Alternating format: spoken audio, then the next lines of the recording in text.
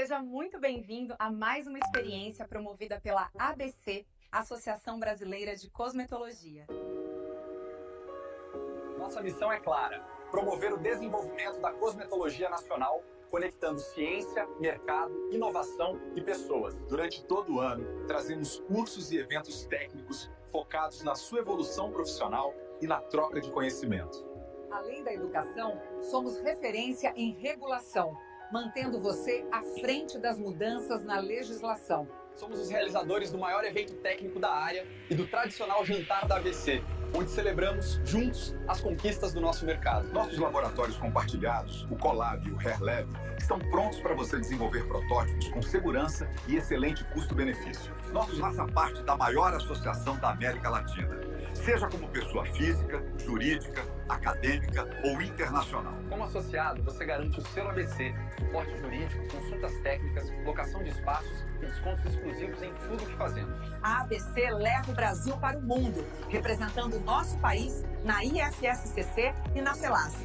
Aproveite o conteúdo de hoje, faça networking e inspire-se. Seja bem-vindo à ABC.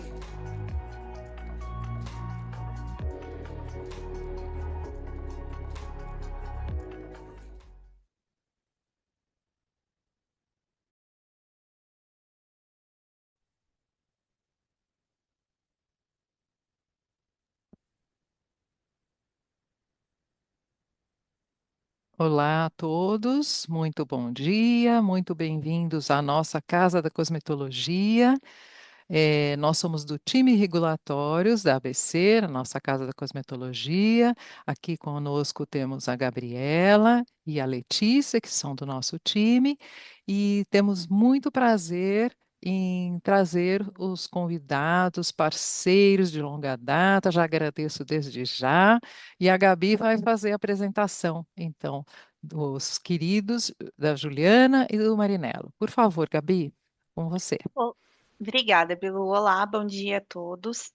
Agradeço também aí a participação e parceria do Escritório Marinello. Hoje a gente conta com a parceria bem forte deles nessa questão aí da biodiversidade. E para o webinar temos o Luiz Marinello e a doutora Juliana Zamboni.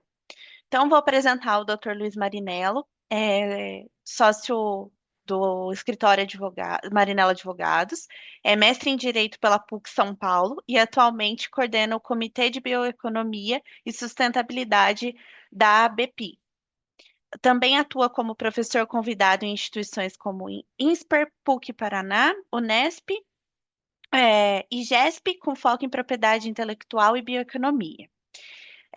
Na sequência, a doutora Juliana Zamboni, também sócia do escritório Marinello Advogados, é líder da área de biodiversidade e bioeconomia, especialista na lei da biodiversidade, possui uma ampla experiência prática com mais de 4.000 cadastros realizados no CIGEM e atualização em projetos de repartição de benefícios.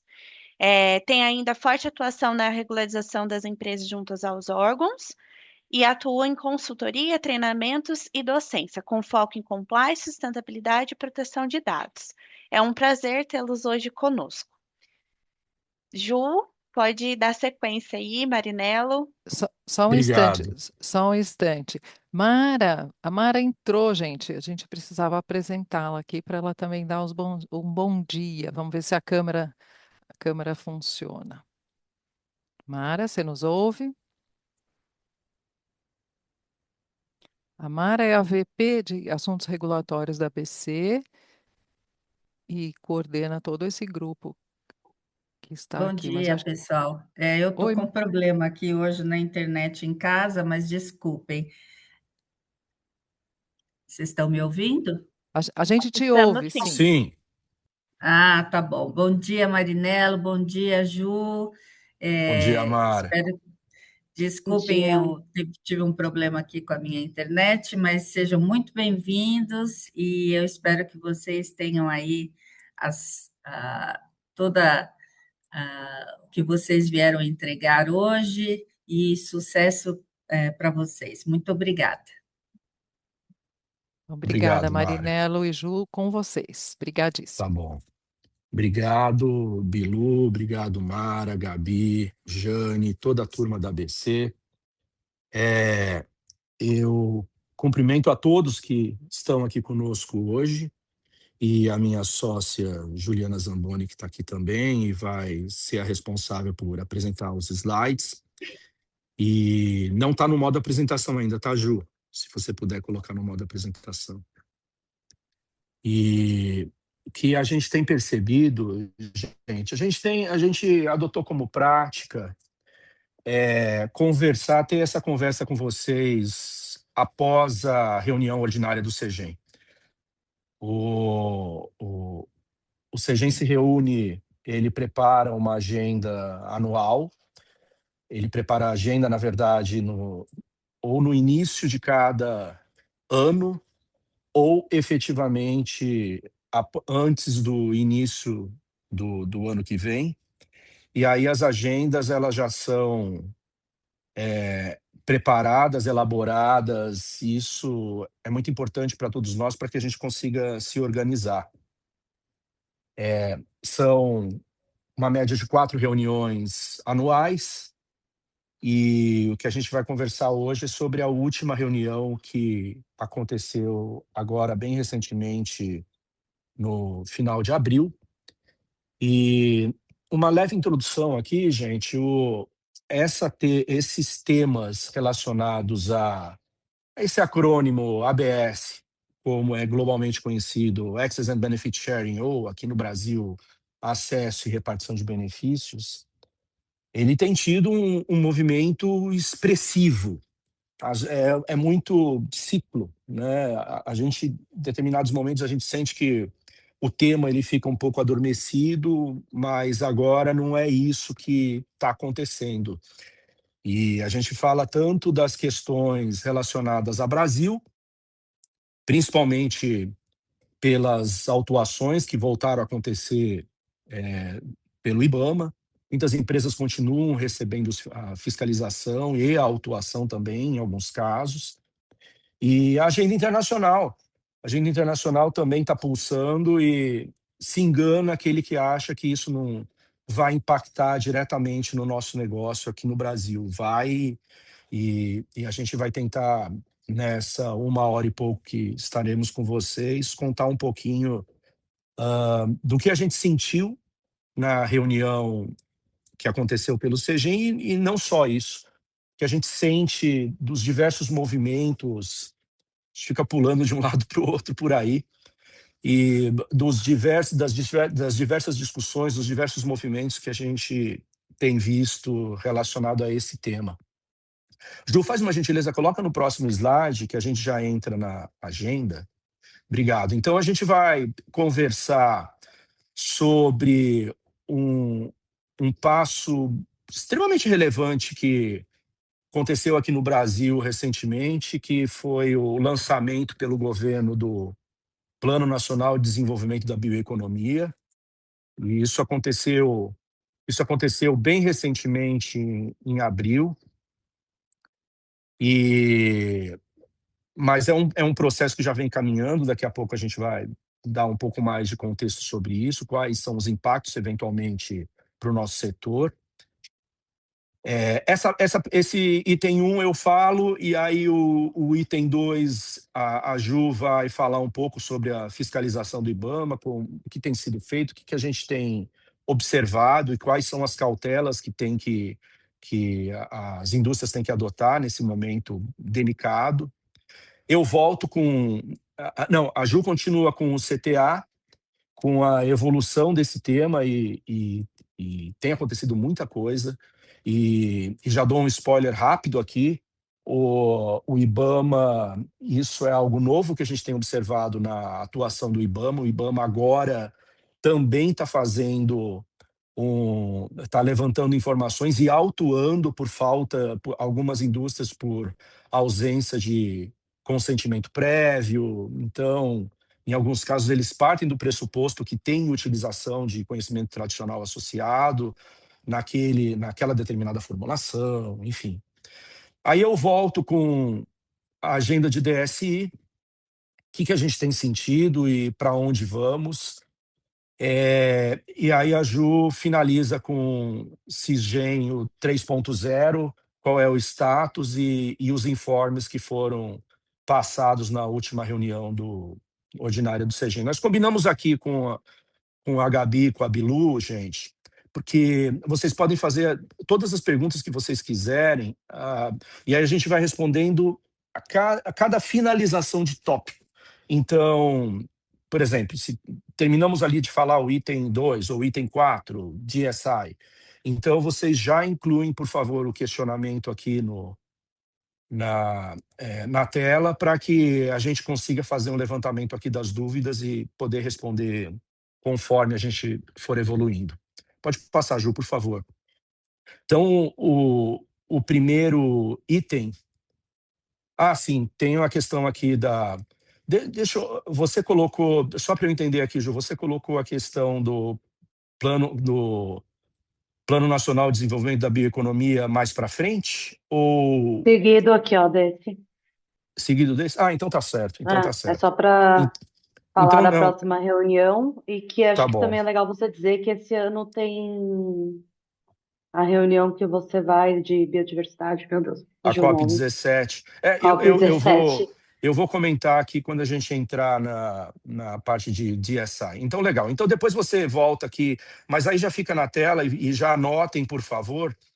A próxima reunião do CEGEM vai acontecer 10 e 11 de junho. E tem sido uma briga do setor que essas reuniões sejam híbridas, gente. Mas isso não temos tido sucesso. Então, as reuniões continuam acontecendo apenas de forma presencial, tá? Então, pode passar lá, Ju, por favor. É muito importante a gente entender que desde 2015, 2016, a gente tem visto uma evolução do tema de acesso e recursos genéticos no acesso e repartição de benefícios no Brasil. Com a lei, claro que sempre importante lembrar, toda essa discussão começou em 2000, 2001. A gente não pode achar que a legislação iniciou em 2015, 2016. Isso é um erro conceitual que tem até hoje, na verdade, implicações sobre o uso e repartição de benefícios no período de 2000 a 2015. Então, tem diversas resoluções, tem os termos de compromisso.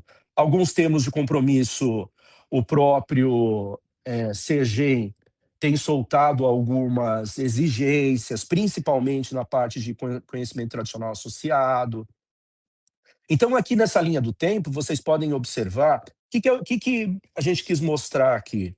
Por que é importante esse momento aqui do Plano Nacional do PNDBio, né, do Plano Nacional de Desenvolvimento da Bioeconomia?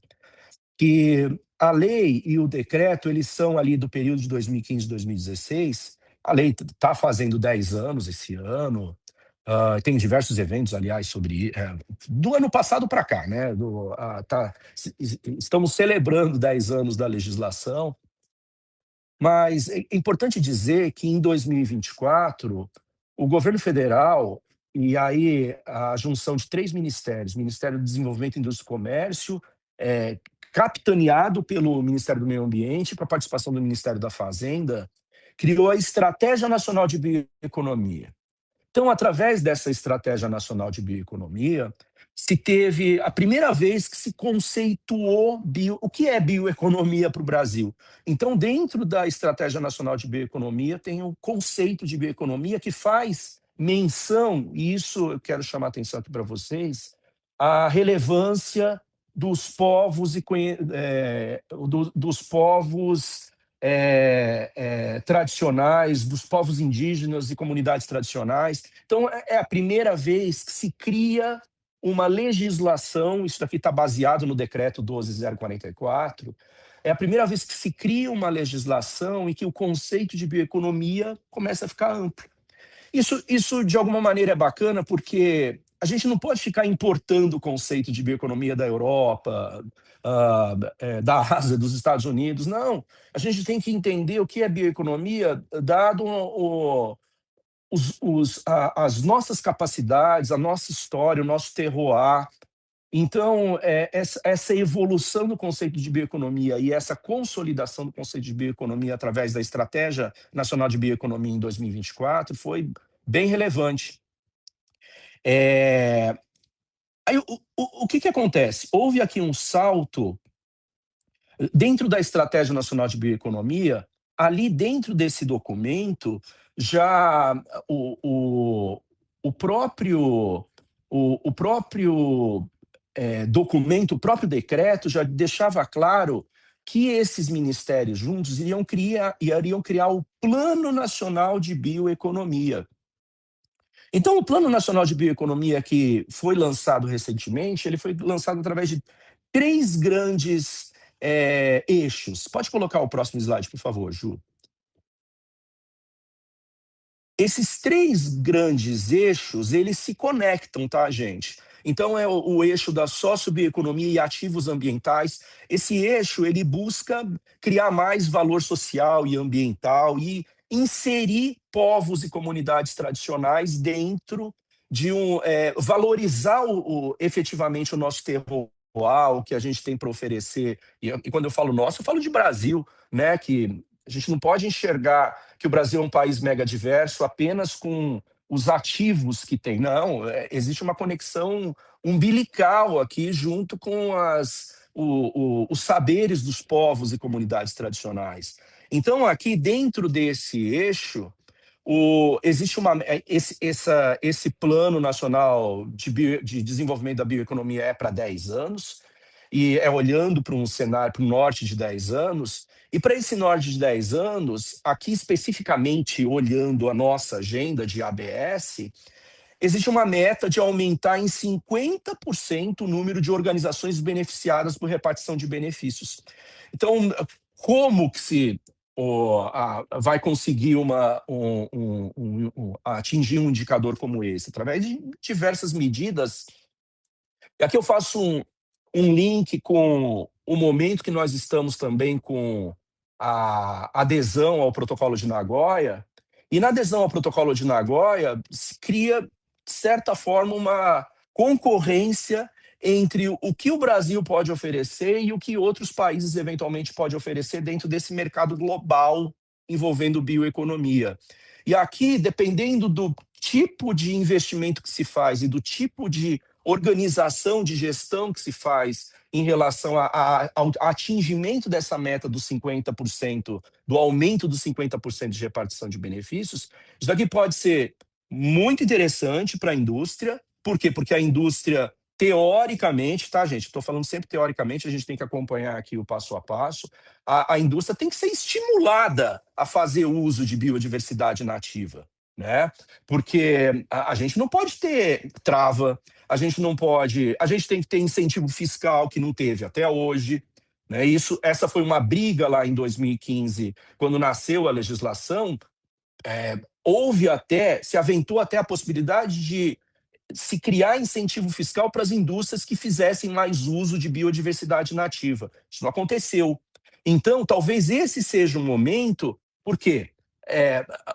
Porque isso não acontece como um passe de mágica. A indústria tem que ter margem. E as margens, elas não é porque óbvio, a gente sabe, tem determinadas indústrias que têm o seu próprio core em biodiversidade nativa, mas tem diversas outras que não, que precisam de estímulo para isso. Então, esse é um xadrez, é um quebra-cabeça complicado que a gente está acompanhando de perto para saber quais são os próximos passos aqui que o governo e como que a indústria está recebendo está recebendo esses indicadores novos, essas metas novas do plano que foi recentemente lançado. Aí tem um aspecto aqui da bioindustrialização, que sair da valorização, não sair, mas harmonizar, melhor dizendo, a valorização dos povos e comunidades tradicionais, do nosso terroir, e transformar isso em valor para a indústria, né? E aqui tem um indicador muito relevante quando a gente olha para o lançamento de novos fitoterápicos. Isso daqui sai de alguma maneira aqui da nossa discussão principal da indústria da beleza, mas não deixa de ser um momento em que aqueles que investirem em novos fitoterápicos, eles podem enxergar alguns incentivos interessantes aqui, né? Porque o que esse plano deseja como meta é um aumento significativo. Hoje é 0,5% dos medicamentos fitoterápicos que existem aqui no Brasil, se comparado, e o Brasil pensa em desenvolver, coloca como meta, para chegar de 0,5% a 5% dos medicamentos fitoterápicos dentro desse novo mercado. É o Brasil que tem que liderar isso. A Alemanha está correndo atrás também de se tornar líder do mercado de fitoterápicos, mas eu acho que, de acordo com a nossa vocação, acho que a gente pode e deve liderar essa agenda. E aí o último cenário é conectar tudo isso ao uso da biomassa brasileira, né, como fonte de energia, como insumo industrial. E aqui tem uma conexão muito forte com todo o desenvolvimento da indústria dos insumos fósseis, né? Essa é uma discussão que, infelizmente, o Brasil perdeu na COP30, porque o Brasil tentou, num último momento, lá em toda a discussão, aumentar a possibilidade da diminuição de longo prazo, pelo menos no longo prazo, da utilização de insumos fósseis. A gente está falando de petróleo aqui, mas isso não foi possível. Porque existe aqui briga de interesses para todo lado. Mas o que eu queria mostrar aqui, o que nós queríamos mostrar inicialmente, é que existe esse movimento muito forte de transformação da bioeconomia, e isso pode ser um ponto relevante aqui para nós estudarmos daqui para frente. E esse foi um dos tópicos que aconteceram na reunião do CEGEM. A secretária Karina Pimenta, ela fez uma apresentação sobre isso. Eu acho que a gente não fugiu da nossa agenda aqui, porque esse foi um dos tópicos importantes que foram trazidos na última reunião do CEGEM. Pode colocar, Ju, por favor, próximo. Agora é com você. Oi, bom dia, tudo bem? Estão me ouvindo bem? Sim, Ju, posso fazer uma pergunta, já que tenho encerrado só uma coisa, só Uhum. para fechar esse modo, desculpa atrapalhar um pouco. Marinelo, Não, então, não. só para reforçar, o que que a gente pode fazer para a indústria se conscientizar que com esse plano é uma abertura gigante, né? Assim, uma oportunidade de voltar, de se estimular a usar a biodiversidade brasileira. Então, a gente tem que fazer mais divulgação do plano. Quais são as suas sugestões para a gente estimular essa utilização? Por favor. A pergunta é interessante.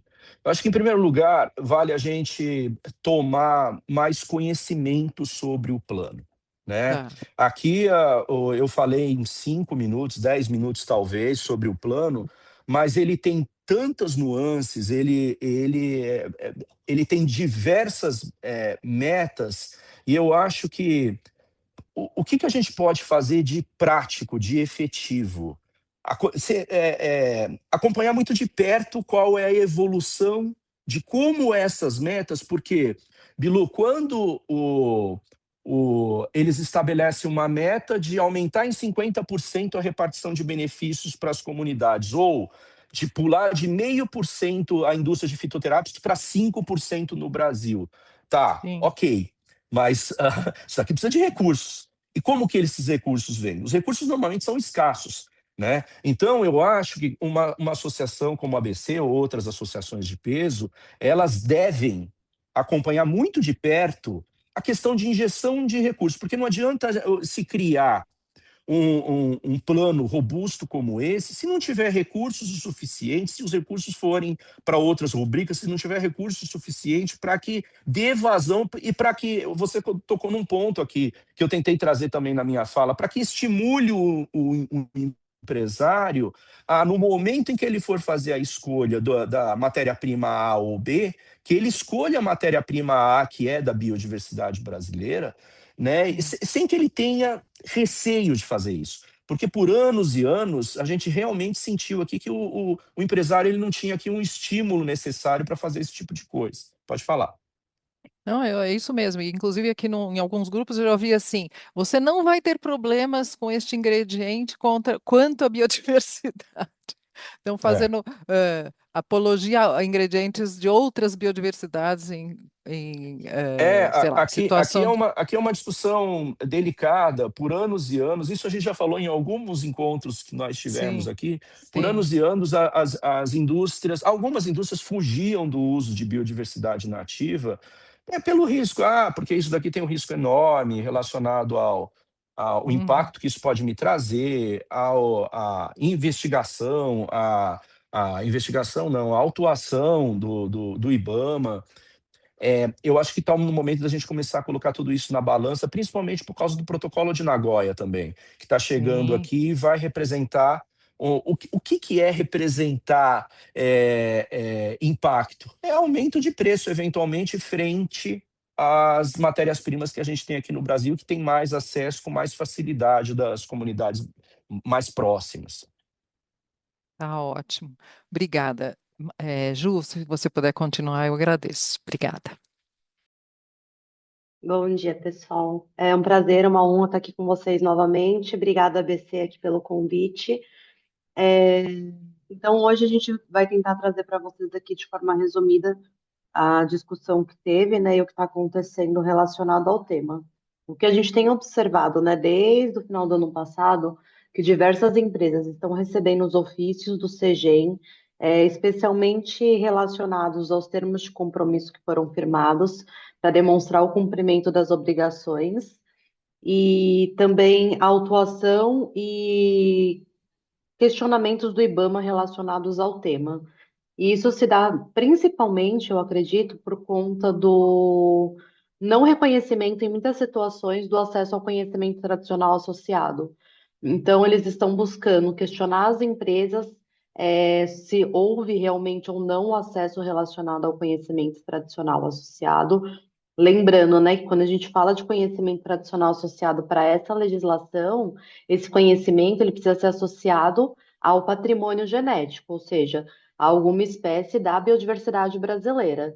E o que que é esse conhecimento tradicional? É aquele conhecimento que vai facilitar o acesso, né, à pesquisa e o desenvolvimento tecnológico relacionado aos ingredientes da biodiversidade. Então, se o conhecimento tradicional associado não facilitar a pesquisa e o desenvolvimento relacionado àquele determinado ingrediente, possivelmente não tem conhecimento tradicional associado.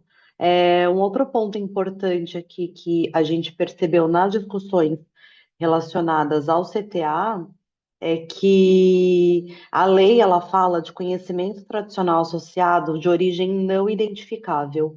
E eles já vêm estudando, fazendo alguns levantamentos, especialmente com as informações do CISGEM, né, que é a plataforma eletrônica de cadastros, de muitos cadastros feitos indicando a origem de conhecimento tradicional, mas como se fosse não identificável. E eles entendem que essa é uma exceção da exceção da exceção. Que quando existe conhecimento tradicional, na maior parte das vezes é sim possível identificar pelo menos um detentor desse conhecimento. E aí, em razão disso, né, quando existe o conhecimento tradicional associado, existe e é possível identificar pelo menos uma comunidade ou um detentor desse conhecimento, uma das obrigações relacionadas a esse CTA, que é obrigatória, é o consentimento prévio informado para aquele detentor da comunidade.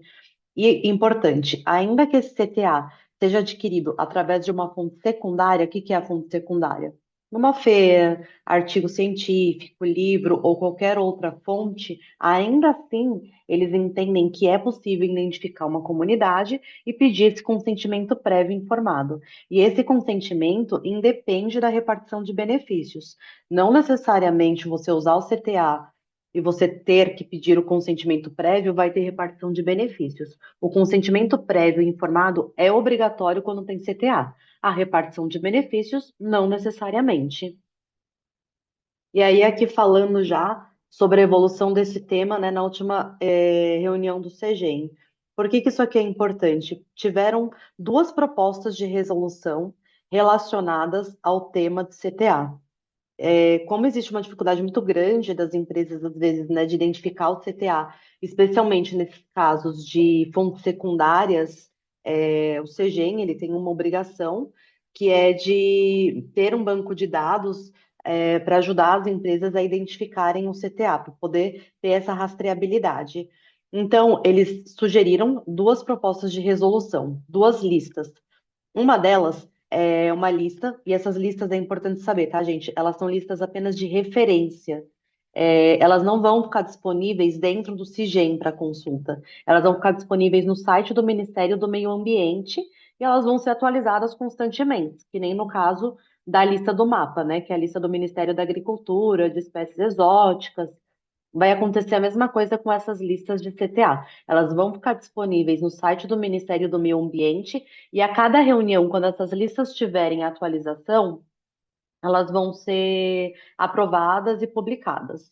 Então, o que que acontece? Tinha uma resolução que era para aprovar a lista de conhecimento tradicional associado de origem não identificável, ONI. Então, indicando qual era o conhecimento tradicional e para que servia esse conhecimento tradicional, né?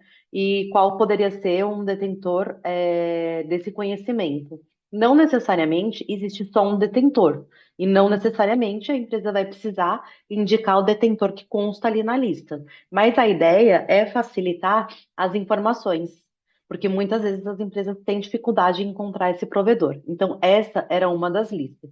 Essa lista, essa resolução, ela foi aprovada. A outra lista que tinha, né, para ser aprovada era uma lista dos provedores do conhecimento tradicional associado. Essa lista, ela não foi aprovada ali no momento da resolução. Foi pedida vistas, né, pelos conselheiros ali do MAPA, do Ministério da Agricultura, e aí ela volta só na próxima reunião com as considerações, né, de vista, e aí para ser aprovada ou não. Outro ponto importante, no final do ano passado, a gente já até comentou sobre isso, foi aprovada uma resolução, que é a Resolução 47. Essa resolução, ela também vai buscar facilitar a vida do usuário. O que a gente percebe é que eles estão fazendo de tudo para que sejam feitos menos cadastros errados, com a indicação correta. Então, a gente vai perceber aí, depois a gente vai trazer isso mais para o final, né, um dos últimos tópicos, que com a nova versão do CIGEM, eles pretendem trazer muito mais informações dentro do CIGEM, onde o usuário só vai fazer a seleção ali da informação, do que preencher, inclusive relacionado às espécies, para que tenham menos erros dentro do sistema. Então, dentro do CIGEM, e é o que traz a resolução 47, vai ter uma aba que vai abrir questionando se existe o conhecimento tradicional associado e se você quer fazer uma pesquisa formal para o conselho do CIGEM relacionado a CTA. Daí, caso você tenha interesse em fazer essa pesquisa, dentro do CIGEM, você vai dizer que tem interesse em fazer essa pesquisa, vai abrir um formulário fora do sistema, onde o usuário vai preencher com o máximo de informações, aí eles vão ter ali um prazo de mais ou menos 60 dias para retornar, dizendo se realmente tem conhecimento tradicional associado, relacionado àquela espécie, aquela informação que você está questionando, né, com aquele determinado uso, e quais são os possíveis provedores daquele conhecimento. Ou se não existe nenhum conhecimento tradicional associado relacionado àquela espécie, você pode seguir. E aí você pode fazer essa pesquisa ou não. Caso você não queira seguir com a pesquisa, você só vai selecionar lá um campo dizendo que não tem interesse, que realmente não tem CTA relacionado àquela pesquisa que você fez ou aquele desenvolvimento e vai seguir com o cadastro normalmente. Então, isso é uma outra informação que vai ter dentro do novo sistema do CIGEM, que foi trazido aí com essa resolução 47. Aí aqui eles apresentaram para a gente, né, essas listas de referência de provedores de conhecimento tradicional e a lista de CTA, conforme a gente comentou com vocês, que é de conhecimento tradicional. Eles chamam de CTA-ONI, que é esse conhecimento tradicional de origem não identificável. De novo, essas listas não são exaustivas, foi um trabalho e é um trabalho que vai ser feito com continuidade. Essas listas vão ser aprovadas. Os próprios detentores do conhecimento tradicional vão poder levantar a mão lá no CIGEM para a Câmara, né, dos Guardiões, falando: olha, esse conhecimento tradicional é da minha comunidade, eu quero que a minha comunidade conste aí nessa lista como tendo esse conhecimento. Então, Essa aqui é mais ou menos uma ideia de como que vai ser a lista, né? Como que vai aparecer lá no site. Então, vai aparecer o nome da espécie, o nome popular da espécie, qual é a descrição do conhecimento tradicional associado para essa espécie, para que ela serve e qual que é o bioma. Então, já foram encontradas referências bibliográficas. Essas referências dessas pesquisas são referências encontradas em artigos científicos, em livros, então eles trazem de onde que eles tiraram essas referências, que é o que qualquer um de nós poderíamos encontrar numa busca, né, dentro de um site. Então, não é nada inventado, é realmente referências que eles encontraram como sendo de fontes secundárias. E aí, então foram essas duas listas, né? E essa segunda lista de provedores de CTA, que é a que a gente comentou, que foi a que não foi aprovada, que é o que o Ministério pediu, pediu vistas e vai ser discutida na próxima reunião do CEGEM. Acho que as atualizações referentes a CTA é isso, e aí a gente só precisa ficar atento em cada cadastro, porque eles estão realmente questionando, até para ter segurança jurídica de que vai seguir com a informação correta lá dentro do CIGEM. Se quiser Ju, complementar alguma coisa? eu posso Uhum. complementar aqui? Antes de entrar em DSI, eu queria falar um pouco sobre o CTA, sobre esse avanço do CTA. Tem um ditado que diz que pelo dedo se conhece o gigante, né? A gente tem sentido que a gente está entrando num novo momento relacionado ao cuidado que as indústrias, a área de regulatórios, P&D, a indústria deve ter em relação ao uso de patrimônio genético do Brasil. Se a gente fizer aqui uma digressão, a gente vai lembrar que em 2015, quando saiu a legislação e saiu o conceito de CTA, de fonte secundária, ali, naquele momento, já parecia para a gente que, putz, isso pode gerar alguma insegurança jurídica preocupante. E vamos ver isso em 2015, 2016, tá, gente? E vamos ver como esse tema vai evoluir. Se a gente comparar a legislação atual em vigor com a medida provisória 2186, não existia na medida provisória 2186 esse conceito mais elástico do CTA de fonte secundária. Então, para caracterizar o acesso ao conhecimento tradicional associado pela medida provisória, isso boa parte dos senhores lembra, mas é importante a gente sempre tentar colocar na mesma página todo mundo, ali para caracterizar o acesso ao CTA, só se houvesse uma relação, uma conexão direta entre a indústria e determinada comunidade, determinados povos indígenas que fossem detentores daqueles saberes. E isso, de alguma forma, aumentava a nossa segurança jurídica. Agora, aqui, a gente fala de conhecimento tradicional associado e com essa nova perspectiva de fonte secundária, né?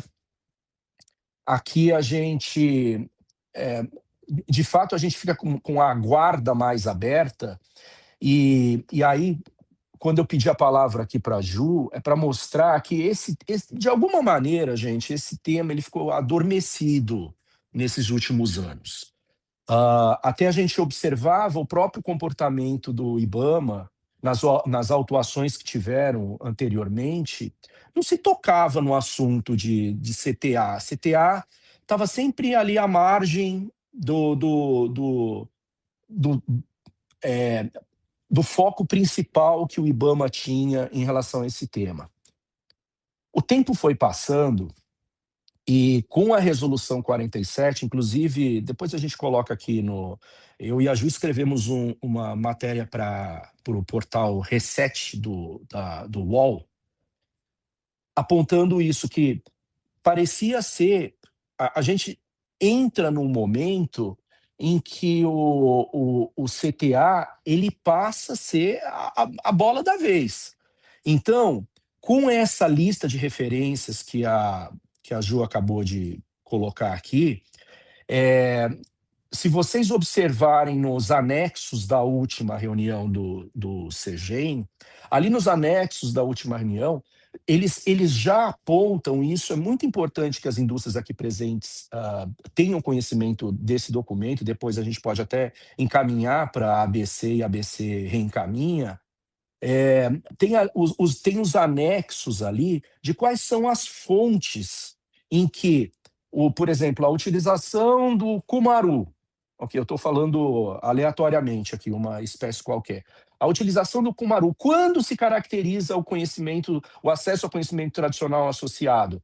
Ali, o próprio governo já começa a dar aqui alguma pista e indicar, isso chamou bastante atenção nessas listas, indicar as fontes que eles estão usando, os artigos científicos que eles estão usando.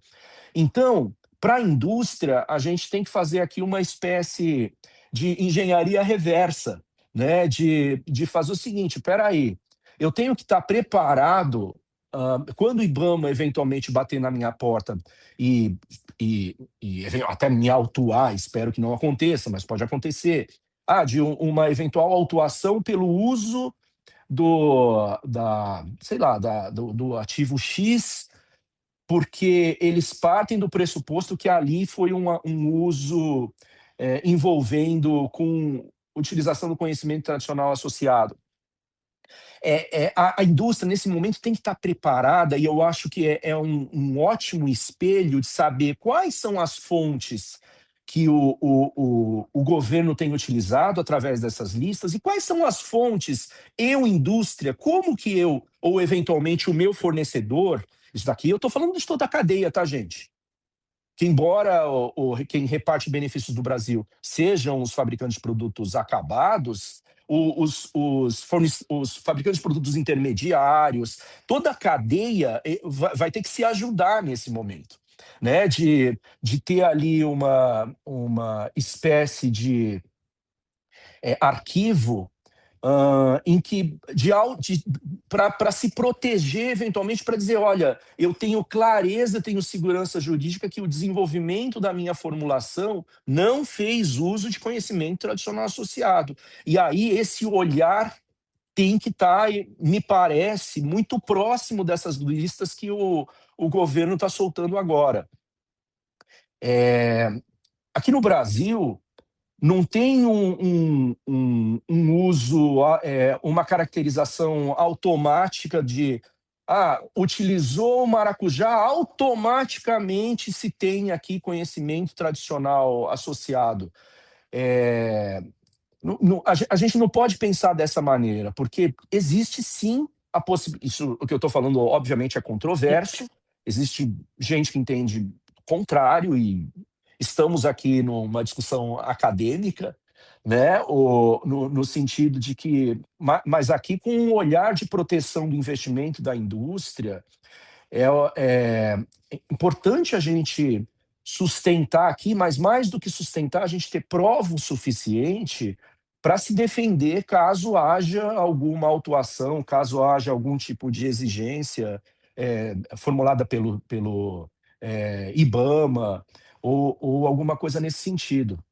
Outro aspecto que eu queria mencionar também, a gente está falando, gente, de conhecimento tradicional associado. A Ju falou, mas eu vou reiterar. Associado ao uso do patrimônio genético.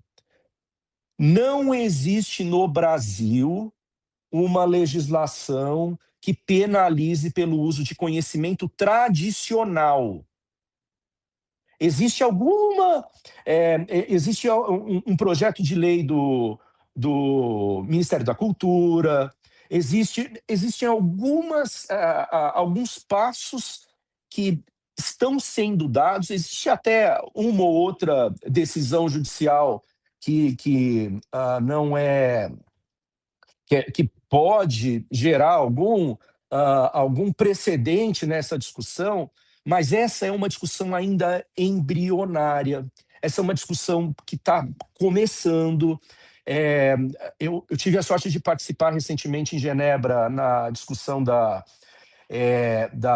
Organização Mundial da Propriedade Intelectual sobre um grande tratado que a OMP está criando para conceituar conhecimentos tradicionais, tradicionais. Mas é extremamente controverso ainda. Extremamente controverso. Tem diversos aspectos, por exemplo, se a gente comparar com qualquer direito de propriedade intelectual, com uma patente, com um direito autoral, a patente ela volta para o domínio público após 20 anos de concessão. O direito autoral, após 70 anos, volta para o domínio público.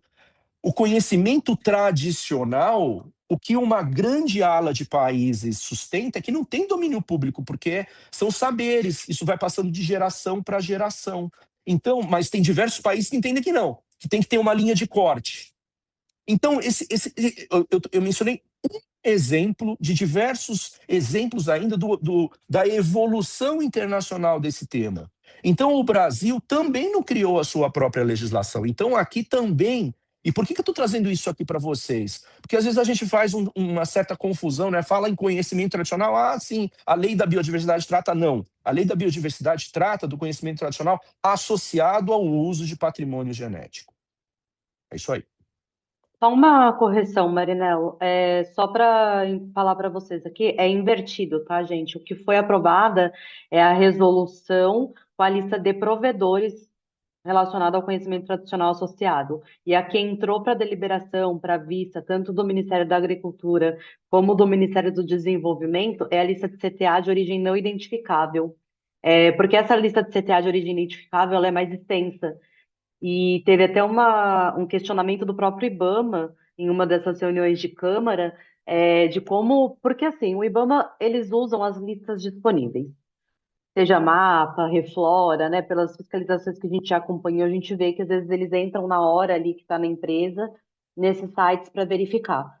E, possivelmente, eles vão usar essas listas quando eles estiverem fiscalizando as empresas. E aí, um dos questionamentos deles era, se determinada espécie estiver associada à gripe, então existe CTA? E aí, isso se levantou a mão de que essa lista precisa ser mais detalhada, e aí o MAPA e o MDA pediram vista para discutir sobre essa lista de origem não identificável para ser colocada em pauta na próxima reunião. Então, a lista que foi aprovada é a lista de referência dos provedores do conhecimento tradicional associado, tá? Só aqui na apresentação estava certinho, mas eu acho que eu falei invertido. Então, só para trazer para vocês aqui certinho a informação. Eu vou passar, senão você não vai conseguir falar dos outros temas. A bola voltou para mim. Então, vamos lá, pode colocar o próximo slide. Tema que foi trazido na reunião do CEGEM, mas apenas como uma informação da evolução, é a questão do DSI ou de GSI. Lembrando que esse é um tema, gente, que demonstra bem a evolução das COPs, a evolução da repartição de benefícios, porque aqui é uma evolução da genômica. É a repartição de benefícios observando RNA, DNA, proteínas. Então, isso para indústria de ponta é um tema relevante. Todos estão mundo afora de olho na evolução desse tema. E rapidamente aqui, dando um contexto histórico, rapidamente mesmo, porque é importante a gente falar em que pé estamos. COP 15 se concluiu que acesso ao patrimônio, acesso a recursos genéticos, como eles chamam lá fora, patrimônio genético é a mesma coisa, mas o patrimônio genético é uma peculiaridade do Brasil. Então, acesso a recurso genético deve sim englobar não só os elementos físicos, né, não só as matérias-primas físicas, mas também esse conceito de sequências genéticas de informação, sequências de informações genéticas, né? O Digital Sequencing Information.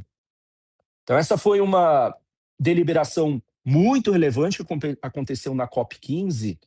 E como há uma dificuldade de rastreabilidade, a gente está falando aqui de sequências genéticas, né, que a gente encontra dentro das nossas máquinas, e como a gente está falando de uma dificuldade enorme de rastreabilidade, se pensou na ideia de que essa repartição de benefícios seja feita diferente do que os países já bateram o martelo no Protocolo de Nagoya, que seja feita de forma multilateral, um mecanismo multilateral de repartição de benefícios. Então, aqui, como fazer uma repartição de benefícios de forma multilateral? Da decisão relacionada a esse tema na COP15, que pulou para a COP16 depois, em Cali, se entender o que essa repartição de benefícios deve ser feita através de um fundo administrado pela própria Convenção sobre Diversidade Biológica, que no desenho vocês conseguem ver aqui, que é o Fundo Cali. Então, observando essas flechas em amarelo mais clarinho, vocês podem observar que a biodiversidade em si, quando transformada em DSI, em DSI, ela tem uma utilização relevante tanto para a indústria como para a academia.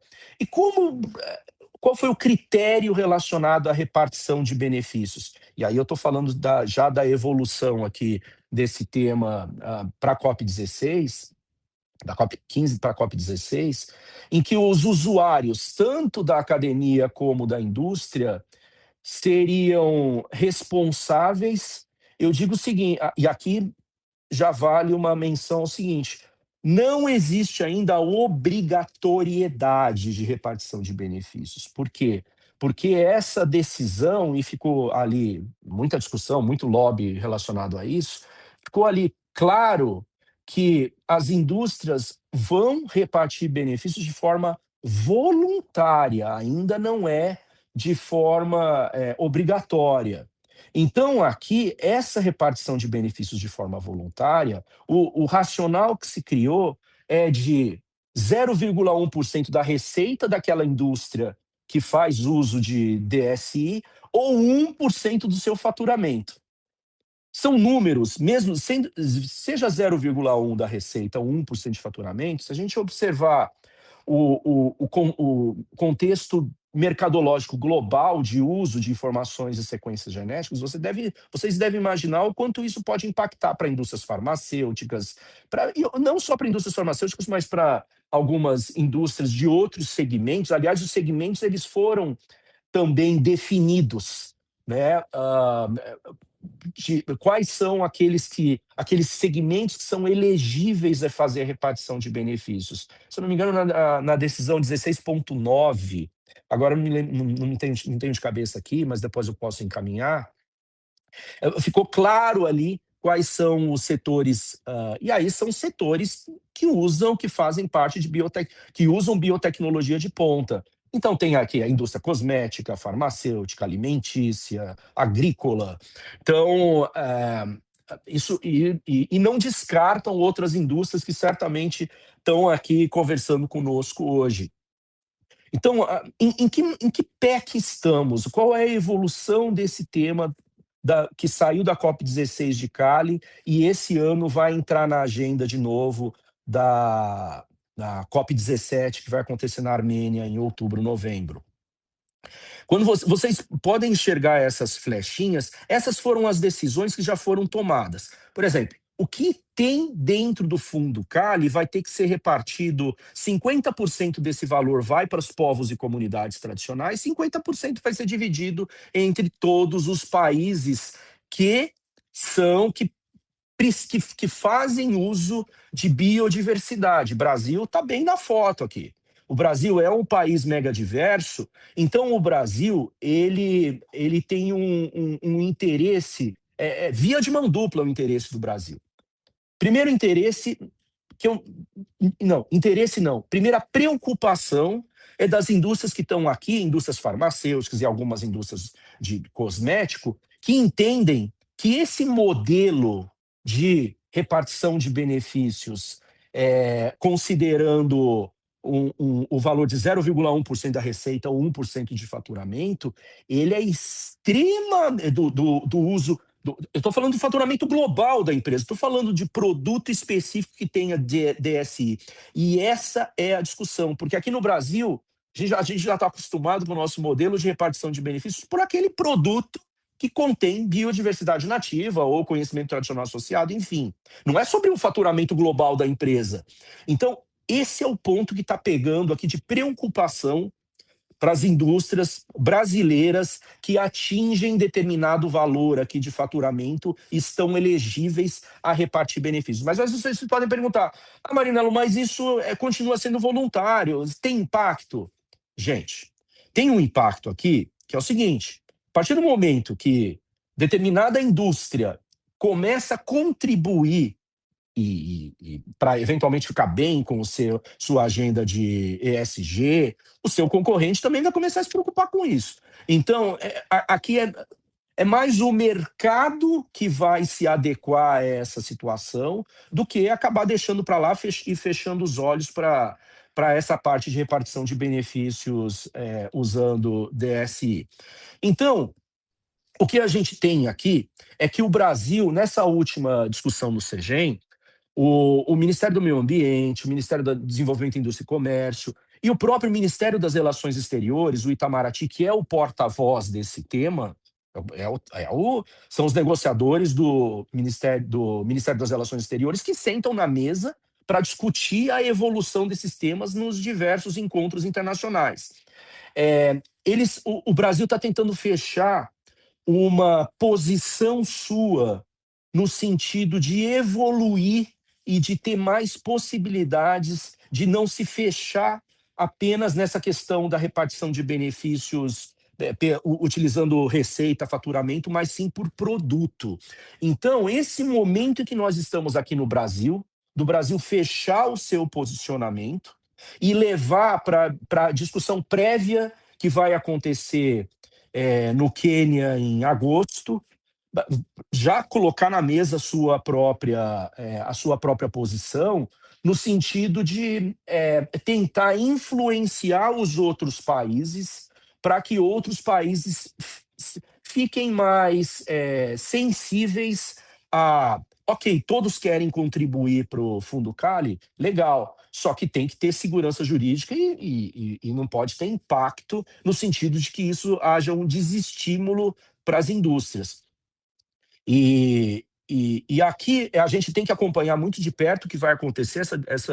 Essa discussão vai acontecer no SBI na Quênia em agosto, e a discussão mesmo onde eles vão tomar algumas decisões, onde eles vão avançar com as decisões sobre essa questão de repartição de benefícios de forma, utilizando o mecanismo multilateral, vai acontecer na COP17 na Armênia. Então, e aqui um último tópico com esse slide é que tem muita coisa para falar sobre isso, tá, gente? Só que aí, nesse pouco tempo aqui, eu vou dar um spoiler aqui para vocês. A gente está organizando um workshop, mas aí, mais para frente, o pessoal da ABC vai puxar minha orelha aqui se eu der informações que não são precisas ainda. Mas aí a gente vai ter mais tempo de discutir todos esses impactos aqui do relacionamento da indústria, universidade, etc., envolvendo o ABS, tanto no Brasil como no exterior. Mas só uma última informação, quando vocês olham para essa flecha amarela, a última de cima, tem ali uma siglinha que é o GBF, Global Biodiversity Framework. Em 2015, a gente tem que lembrar que foram estabelecidas 22 metas e 4 super metas na COP15 da biodiversidade, no sentido de conservação da biodiversidade. E o que se espera, gente, é que o valor para a conservação da biodiversidade venha através daqui dos recursos que vão ser disponibilizados pelo Fundo CARE. É isso. Bola volta para você, Juju. Marinelo, só uma coisa que eu acho que é importante a gente dizer, que apesar, né, desse mecanismo multilateral, a nossa legislação já prevê a obrigação de repartição de benefícios envolvendo Bem lembrado. informação digital. Isso porque não são todas as legislações que prevêem isso, mas a nossa sim. Então, utilizando o recurso genético da biodiversidade, ainda que envolva de açaí, isso já é previsto na nossa legislação, a repartição de benefícios relacionada a isso. Inclusive, a gente já viu, já fez alguns cadastros relacionados a isso para alguns clientes, e que esse mecanismo multilateral, acho que a ideia, na verdade, é de facilitar e trazer segurança jurídica, né? Uma vez que informação de banco digital nem sempre é tão fácil e tão simples de identificar a origem, né? Dessa informação que vem de banco de dados. Aí era só para complementar nesse sentido. E aí, agora, uma informação importante, que normalmente é que mais nos perguntam, é relacionada ao CIGEM 3.0. Inicialmente, não foi aprovado ainda o sistema 3.0. Eles gostariam de ter sido aprovado, né, nessa última reunião, mas ainda não foi possível, até porque existem algumas etapas aqui que têm que ser seguidas. A data que a gente trouxe lá no início da reunião, né, da próxima reunião do CEGEM, que vai ocorrer em junho, a ideia é trazer todas as informações, todos os testes realizados na próxima reunião em junho, para ser aprovada pelos conselheiros, mas vamos ver como é que vai ser isso. Então, como é que a gente está agora?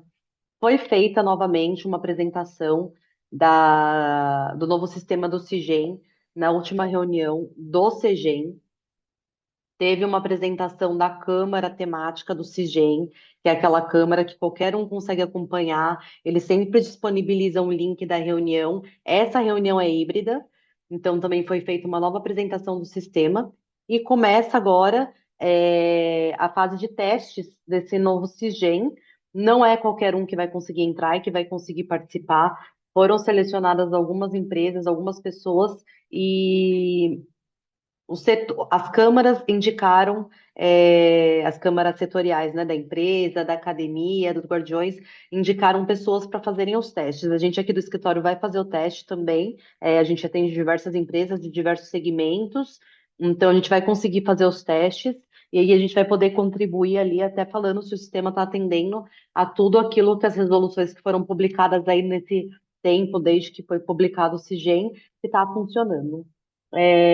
Então, a data de contribuição, né, do envio desses formulários é até dia 21 de maio, para que eles possam avaliar, e aí na reunião do dia 10/6 vai ser deliberado, para ver se o sistema está apto para ser colocado para funcionar.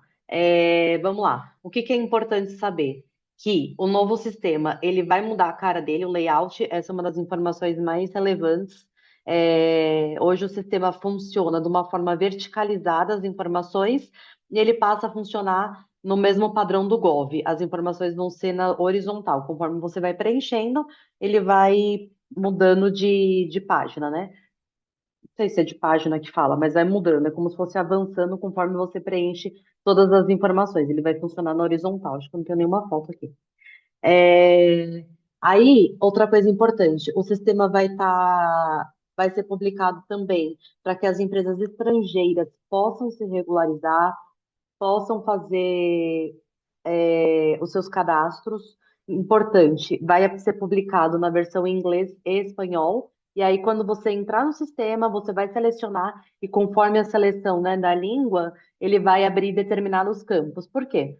Pensando numa pessoa física, aqui no Brasil a gente tem CPF e lá fora eles não têm. Então, se você selecionar em inglês, vai abrir para preencher o campo do passaporte ao invés do CPF.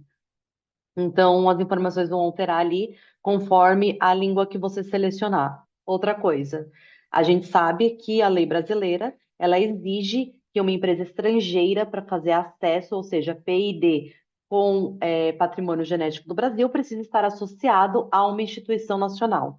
Isso era uma questão e agora eles buscaram ali facilitar para que isso não seja um problema. Então, no próprio sistema, para aquelas empresas estrangeiras que de repente não têm uma parceria com uma instituição nacional, vai poder selecionar uma instituição, né, uma associação administrativa dentro do sistema, uma empresa, para que ela possa se associar para fazer esse cadastro. Aí, quando ela selecionar uma empresa para poder se associar, para fazer o cadastro de acesso, essa empresa vai abrir um termo de adesão com as informações de parceria, até para que a empresa que vai ser a responsável ali por ser parceira da instituição estrangeira não se responsabilize pelas obrigações da empresa estrangeira, especialmente quanto à repartição de benefícios. Então, ela vai poder selecionar essa empresa, vai ter um termo de adesão. A empresa nacional vai receber o cadastro da estrangeira, vai verificar, vai ver se precisa pedir mais alguma informação para complementar, ou se pode aprovar, e aí vai para o CEGEM, que é aí eles que vão verificar as informações, se estão corretas, né? Ou se precisa de mais alguma coisa. E aí, outra coisa importante, a empresa estrangeira, ela não precisa da instituição nacional para fazer a notificação de produto acabado e a repartição de benefícios. Isso ela vai poder fazer. A parte de repartição de benefícios já vai aparecer, seja na moeda, né, lá da empresa, vai ser em dólar ou em euro. Então, quando eles preencherem, já vai estar na moeda. O próprio sistema vai fazer essa conversão para real, para que a empresa estrangeira consiga fazer a repartição de benefícios no Brasil. Com a publicação do sistema, oi. Ju, eu tenho uma dúvida aqui em relação a isso. Essas empresas que vão estar aí cadastradas, né, para a escolha da empresa estrangeira, elas que escolheram ser cadastradas? Não, são Como que empresas que acontece isso? foram selecionadas pela Secretaria do CEGEM, normalmente instituições de pesquisa, Uhum, que foram selecionadas para estarem ali. Mas nada impede que uma empresa nacional que tem parceria com alguma instituição estrangeira uhum, possa ser indicada ali para ser parceira naquele cadastro. Só que é tá, importante que quando isso for feito, seja feito um contrato entre as empresas, estabelecendo as obrigações. Então, não sim, necessariamente a empresa estrangeira vai precisar selecionar alguma das empresas que estão ali. Ela pode indicar uma empresa brasileira da qual ela já tem alguma parceria, mas perfeito. obrigatoriamente vai ter que ter um contrato entre as partes ali, estabelecendo as obrigações, porque na hora de fazer a indicação dessa outra empresa, né, que já vai ter cadastro no CIGEM também, não como instituição associada administrativa, porque essas são as que já vão estar pré-cadastradas lá, que eles determinam, mas uma empresa que já tenha cadastro de instituição, então vai ter que ter um contrato, porque vai ter que subir esse contrato na hora de indicar essa outra empresa. E aí é para garantir a segurança jurídica, especialmente da empresa aqui do Brasil, né? Quanto às obrigações de cada uma. Mesmo porque Perfeito. muitas vezes a empresa do Brasil não tem colaboração científica no desenvolvimento com a empresa estrangeira. Então, por isso tem que ter esse contrato. É importante ali para poder garantir a segurança jurídica das duas empresas, Legal. tá? Tá, esse é mais um tema que a gente precisa desenvolver também, né, Marinelo, para a gente poder explicar todas essas coisas, senão parece que as pessoas que vão entrar lá vão ficar só limitadas àquilo que está cadastrado, e na realidade não é isso. Ali é uma facilidade que se terá, mas Sim, a gente pode dar a liberdade, as empresas têm a liberdade de poder fazer as suas associações com instituições de fora. Então, eu acho que a gente exato. precisa deixar isso bastante claro para o pessoal entender que não é uma limitação, é somente uma indicação, mas que isso pode evoluir para outras, né? É para facilitar, na verdade, o atendimento, né, de uma exigência da legislação, porque isso era um Perfeito. problema das empresas estrangeiras terem que se associar a uma instituição nacional. A lei exige isso e, às vezes, muitas vezes, não, a empresa estrangeira não tinha um parceiro no Brasil. E uma Isso. empresa do Brasil não queria ser essa empresa associada com medo de ter alguma responsabilização ali, né? Então, eles Sim. estão disponibilizando meios para que as empresas lá de fora possam fazer a sua regularização aqui frente à nossa legislação e pagar a repartição de benefícios. E é um incentivo também para que tenham essas associações. Isso que é legal, que às vezes eles têm coisas boas lá fora e querem entrar, mas não sabem como. Então, de repente tem essa é uma facilitação, eu vejo como facilitação isso. A ideia é depois que for publicado o sistema, que daí a gente vai ter clareza de todos os campos, porque como eu comentei, está em fase de testes, né? Eu pretendo começar a fazer os testes essa semana, foi disponibilizado um link, como eu comentei, né, para poucas pessoas, até para não sobrecarregar o sistema. Claro. E aí a gente vai ter visibilidade melhor ali, porque não adianta a gente trazer agora que está em fase de teste.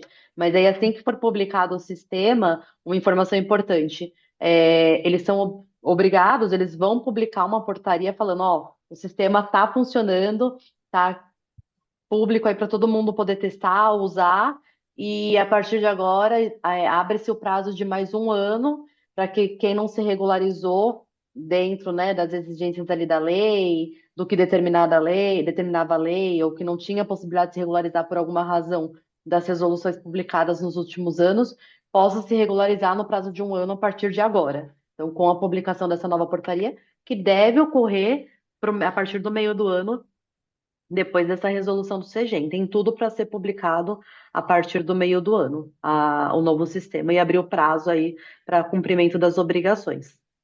Perfeito. Obrigada, Ju. Deixa eu fazer um comentário aqui. Deixa eu só fazer uma pergunta, já que ela falou do teste. Eu queria saber qual é a sua expectativa e se esse tempo que está determinado é suficiente para resolver dúvidas e coisas, porque em outros sistemas similares, nem sempre o prazo estipulado para o teste foi suficiente para resolver todas as passagens que não estavam funcionando ou qualquer coisa. Só coisa genérica, Marinello, depois você entra. Obrigada. Eu espero que sim, porque assim, pelo que eles mostraram até agora, a gente já tiveram algumas reuniões, a gente já tem participado de algumas reuniões, já tem pouco mais de um ano que eles estão com expectativa de publicar esse sistema.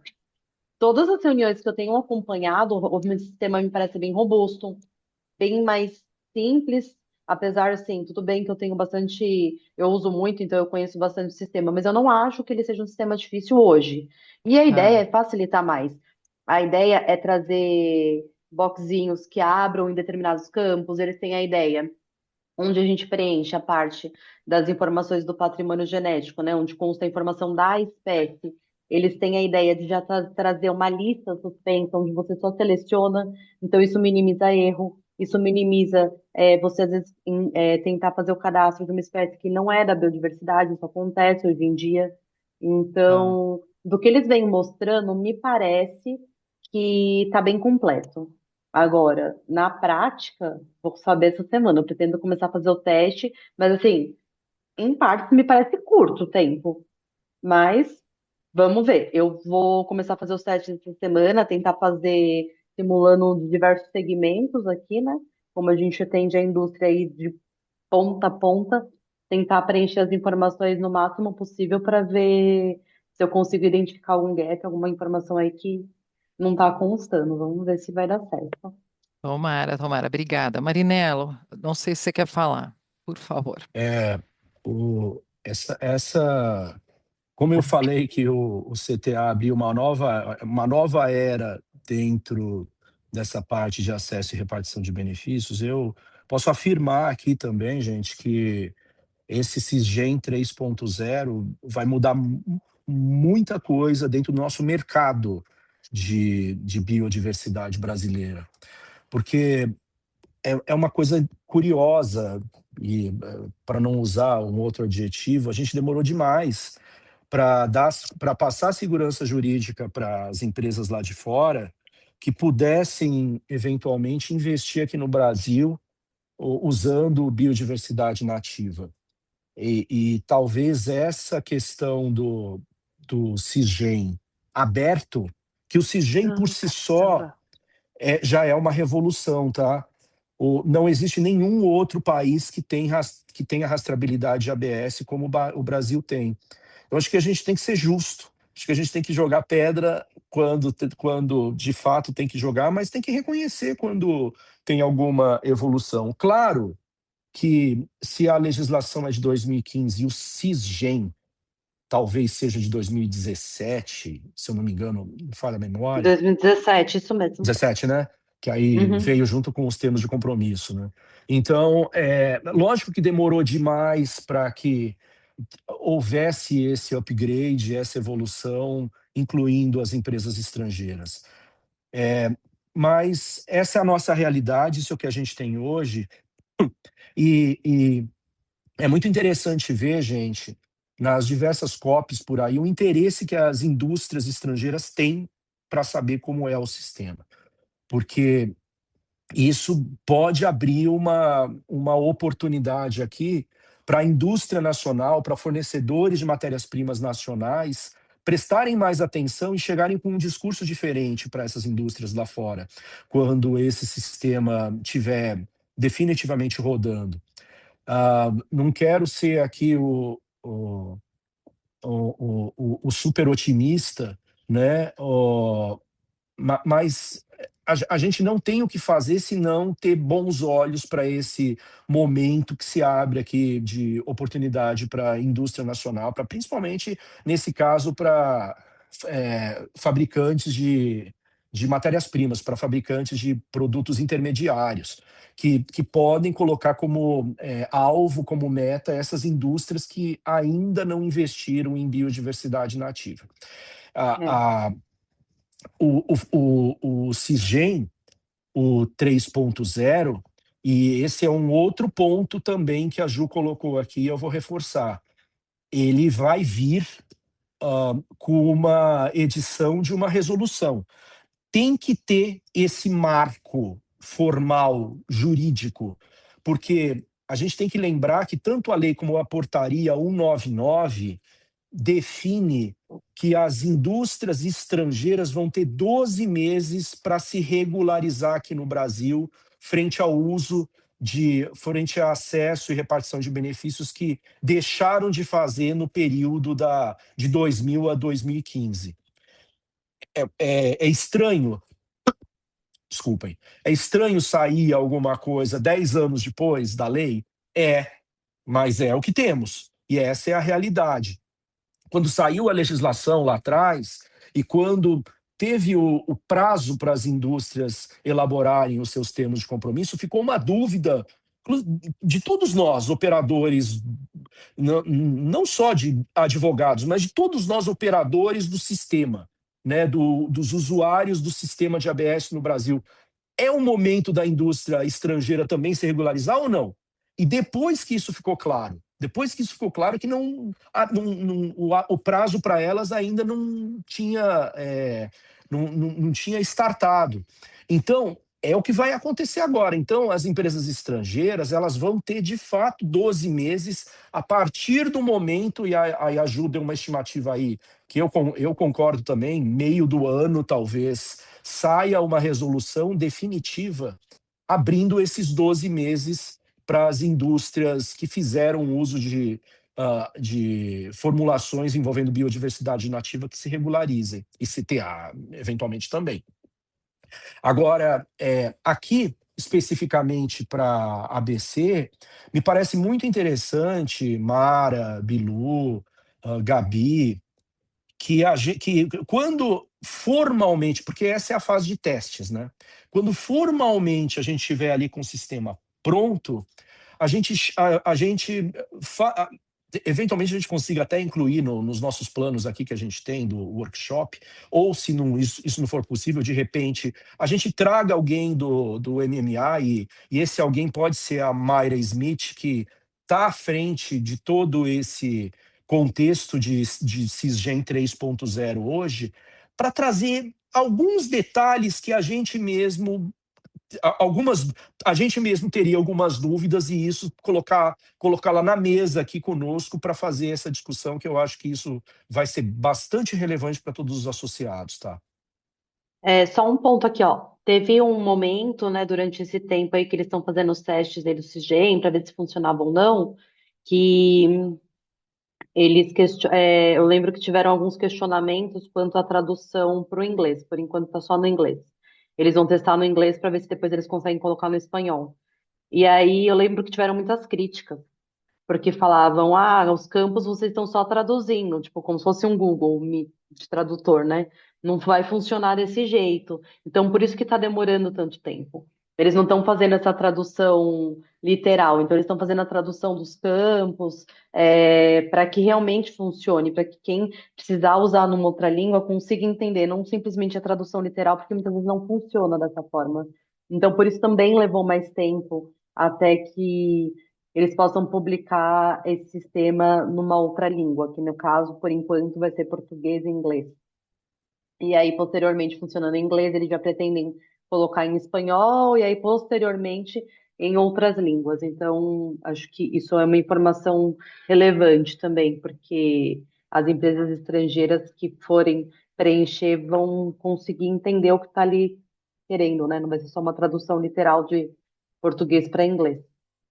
Até as terminologias, né? Porque, de repente, se Exato. usam terminologias lá fora que são compatíveis e outras que não são tão explícitas. Então, é preciso ter o entendimento do que realmente está se querendo da empresa exterior, né? No exterior. Porque, então, a tradução literal realmente não funciona. Se você tiver que fazer algumas coisas, eles têm que entender o contexto do lado de lá para eles colocarem aqui e poder seguir, ter um cadastro correto. E não Exato. parece que está faltando informação, né? Legal. Aham. E outra coisa importante que o sistema vai trazer hoje, para a gente poder fazer, né, a declaração de receita líquida, que é aquela obrigação que tem todo início de ano, quanto à repartição de benefício monetário. O que que a gente faz hoje? Hoje a gente precisa preencher um documento, que é um documento, normalmente um Word, no formato que eles determinaram, assinado pelo representante legal. Aí a gente vai no sistema, preenche as informações e sobe essa declaração. Isso não vai ser mais dessa forma. Essas informações que hoje a gente preenche, depois sobe no sistema, depois preenche no sistema também, vai ser direto no sistema. Não vai ter mais a necessidade de subir um arquivo dentro do sistema relacionado à declaração de receita líquida. Você já vai entrar lá, preencher, e aí vai ficar mais fácil, mais rápido, né? Vai ficar menos pesado o sistema. Então, isso também vai mudar um pouquinho. Eu acho que é isso que a gente consegue trazer hoje do CISGEM 3.0. Alguns informes que foram trazidos ali na reunião, que eu acho que são mais relevantes, a Câmara do CISGEM vai ter uma próxima reunião que já ocorreu, que foi a que eles apresentaram, que eu comentei agora. Não trouxe as telas, até porque eu não sei se vão ser mantidas dessa forma. Pensei em trazer, mas achei melhor dar uma segurada para trazer depois que forem feitos os testes. A Câmara do Protocolo de Nagoya, que está sendo. A Câmara ainda existe também, é uma Câmara que qualquer um consegue acompanhar, que eles estão trazendo as informações, inclusive porque é obrigação ali do CEGEM, né? Como que vai ser o IRCC, que é um tipo de certificado de compliance, de que as empresas estão cumprindo a legislação brasileira. Então, eles precisam definir como que vai ficar esse certificado, que é uma exigência do Protocolo de Nagoya. A Câmara de Dosimetria de Pena não foi encerrada, é uma Câmara que se discute como que são aplicadas as penalidades ali pelo IBAMA, como que isso vai ser feito. Então, eles estão discutindo sobre isso dentro dessa Câmara. E tem a Câmara de Características Distintivas Próprias, né, que é aquela Câmara que define se aquela espécie pode ser considerada uma espécie brasileira, se ela adquiriu alguma característica que hoje ela torna ela uma espécie brasileira. Então, essa Câmara também ainda está aberta para discussão. Acho que é isso. Acho que a gente conseguiu trazer tudo do que foi discutido. Então, caso alguém tenha alguma dúvida, alguma pergunta, o Marinelo está aqui, ó, para responder. A Temos cara duas dele. perguntas, pessoal, no chat. A primeira é se existe algum local que a lista que está em discussão com o nome das espécies. A lista de conhecimento tradicional associado com os Isso. provedores, eles iam disponibilizar no Ministério do Meio Ambiente. Eu ainda não encontrei lá a lista disponibilizada, até porque depois que é aprovada a resolução, eles têm um prazo aí para publicar. A resolução foi aprovada, mas eu ainda não vi ela publicada. Então, possivelmente, eles ainda não subiram no site. E a outra lista, ela ficou para a próxima reunião, né? Para aprovação Fechou. ou não, que é a de espécies, indicando qual é o conhecimento tradicional associado a ela daquele determinado patrimônio genético. Tá, joia. Deixa eu fazer uma observação aqui antes, Gabi. Ju, claro. eu quero... Às vezes a gente discorda, tá? Inclusive publicamente. É a democracia aqui, né? Falando alto. Sob o meu ponto de vista, foi lançado aquelas listas das espécies com o uso que eventualmente eles reconhecem como conhecimento tradicional associado. Por exemplo, cumaru normalmente é utilizado para, sei lá, curar feridas. Não sei. E ali a sequência automaticamente, dentro dessa lista, automaticamente, já tem os artigos científicos que o próprio Ministério do Meio Ambiente concluiu.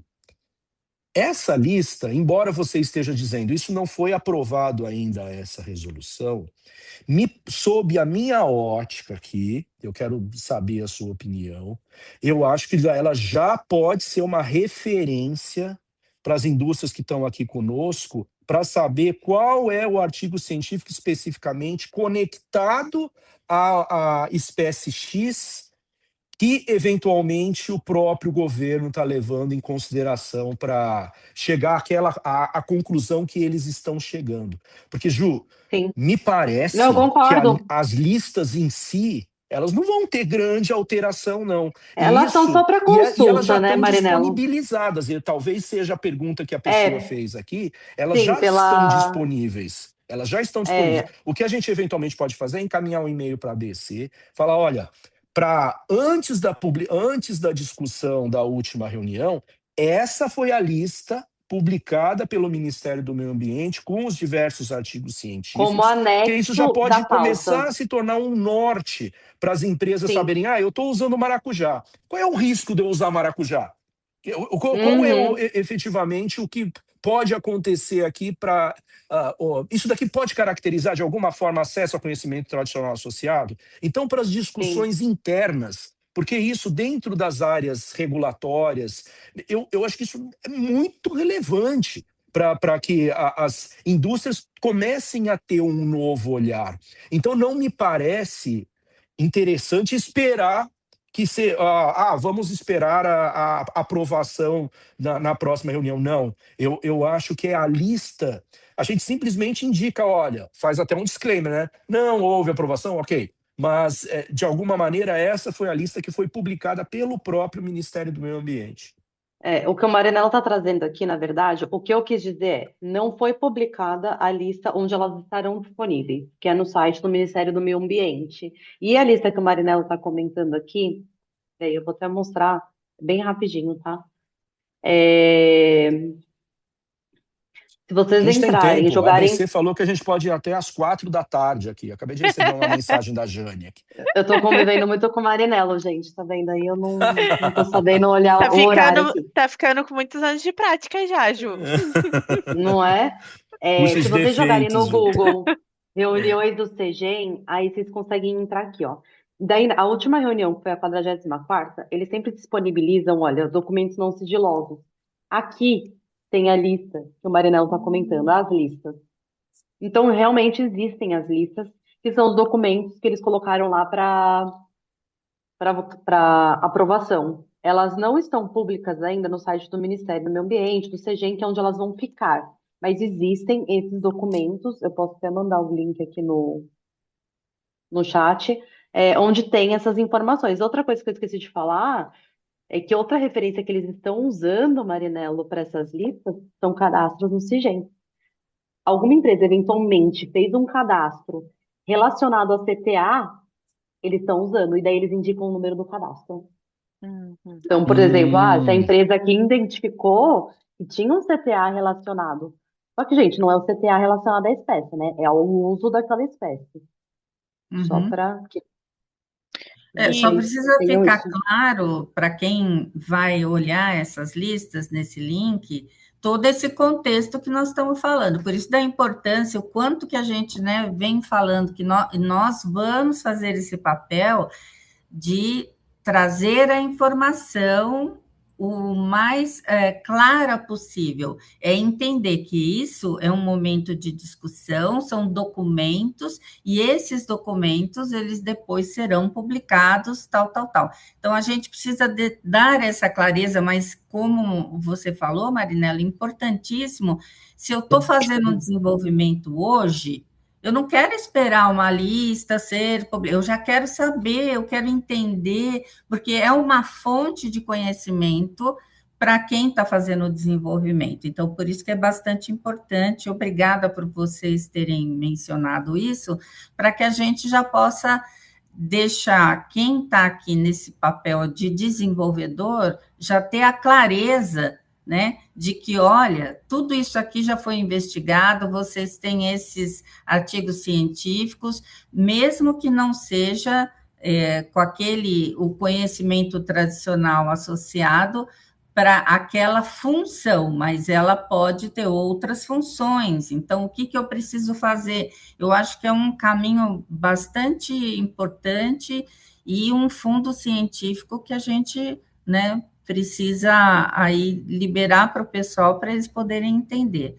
Só um complemento, Mara, é importante, e assim, é que eu vou lembrando as coisas pela prática aqui do dia a dia, pelo que a gente ouve, tá? A importância da parceria e rastreabilidade sempre com o fornecedor. Porque se o fornecedor, você estiver comprando um ingrediente de um fornecedor que fez uso de CTA, a próxima ela ali da cadeia, a empresa que estiver comprando, ela precisa saber disso. Ela precisa questionar o fornecedor da matéria-prima, se teve algum acesso ao CTA naquela matéria-prima que ele está fornecendo. Qual foi o CTA? Porque não deixa de ser um CTA de fonte secundária. E muitas empresas, muitos fornecedores não sabem disso. Então, acho que isso é importante também das empresas saberem que o fornecedor, o sistema, o CIGEM, a lei, acho que o que eles mais buscam é a rastreabilidade da cadeia. Mais do que a repartição de benefícios, é manter a rastreabilidade. Tanto que só reparte benefícios o último elo da cadeia, né? Então, acho que por isso que é importante manter essa parceria, essa informação clara, isso vai filtrando, né, os parceiros e quem está ali junto no dia a dia, para você ter a informação mais certinha possível. Perfeito. Temos uma última pergunta, então, para finalizar, bem rápida, é sobre o termo de compromisso para os casos onde o uso do PG ou CTA é anterior a 2015. Como que buscamos essa regularização com o MMA? Responder? Marinela, você corrige. Juliana responde. Essa é uma pergunta super tranquila assim de responder. Vai lá, Ju. Aí eu complemento. Na verdade, Eu fui irônico, tá, gente? Eu fui irônico. Tá. Obrigada. O que a gente tem feito nesse caso? Gente, não tem receita mágica. Em teoria, o prazo acabou. O que a gente precisa fazer é diagnóstico. Verificar a espécie, verificar fornecedor, ver se a gente consegue enquadrar ainda e aí alguma dessas resoluções que foram publicadas aí no decorrer do tempo. E assim, rápido. Porque quando for publicada a nova versão, esses prazos que eventualmente a gente conseguiria enquadrar, pouco provável seja possível. Até porque eles estão trazendo essa nova versão do CIGEM, contemplando todas essas resoluções que abriam alguma brecha durante todo esse período. Então, se tiver que fazer alguma coisa, o momento é agora. E aí não tem como. É diagnóstico, é entender se dá para fazer alguma coisa, e aí, se não dá, buscar um advogado aí para tentar entender e apresentar alguma justificativa para não ter feito até o momento. É diagnóstico e tentar buscar o menor risco possível agora para fazer a regularização. Obviamente que não dá para não se regularizar, né? Mas tem que fazer um diagnóstico e entender qual a melhor forma de fazer com o menor risco.